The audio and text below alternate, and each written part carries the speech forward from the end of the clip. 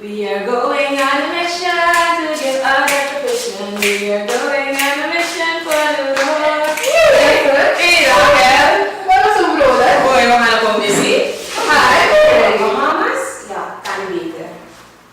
Oh, maar hoe is het bij jou te gaan? Bij mij. Je kent de conferentie van vorig jaar, de studentenconferentie in Panama? Ja, zo. Daar is het gebeurd. De laatste sessie was touching. Het moment kan ik niet beschrijven, maar ik ervoer dat de Heer mij heeft geroepen, want we konden ook nog belofte doen dat we om te werken in zijn koninkrijk. En ik ervoer werkelijk van, Esther, ga voor. Ook op grond van zijn woord, ga en maak mij volgende ten discipelen. Oké, dat was het. Maar terugkomen, is ik het helemaal vergeten. Ik werd weer aangewakkerd op een kamp, ik in de kamer van Jill. En dan dacht ik van, Esther, je moet ja zijn, je zit hier, je ging werk, waarom dit werk voor de Heer wat voor jij hebt gezet. Oké, ik check de missions trips en het was de laatste dag om application form in te vullen. Ik dacht, weet je, doe het gewoon en vertrouw de Heer. En echt waar, ik ben geselecteerd. Ik ben geselecteerd geworden.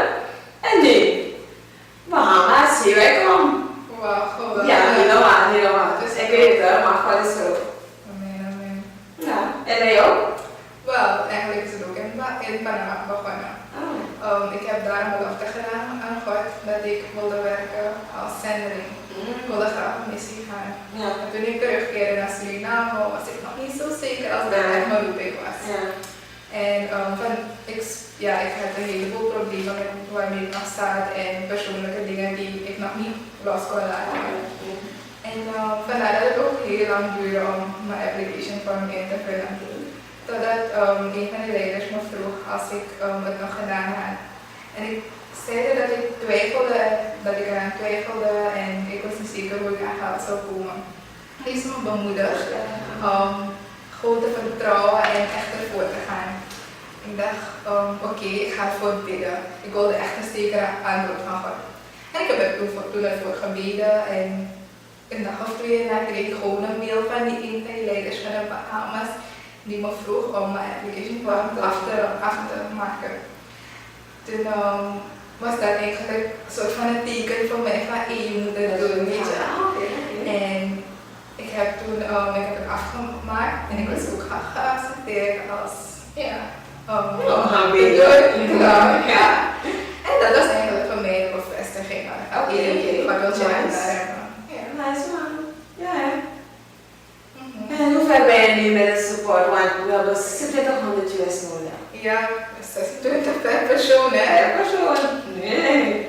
Hoe ver ben je? Hoewel, ik ben nog steeds bezig. Ik geloof dat God zal voorzien. Dat is waar.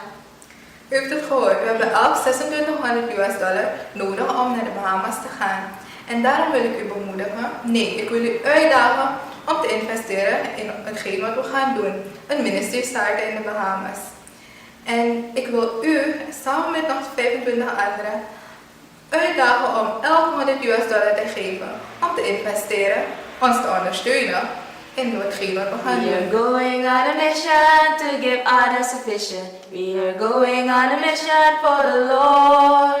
We are going on a mission to give others sufficient. We are going on a mission for the Lord. So let us go, go, go, go, go and spread the word of God.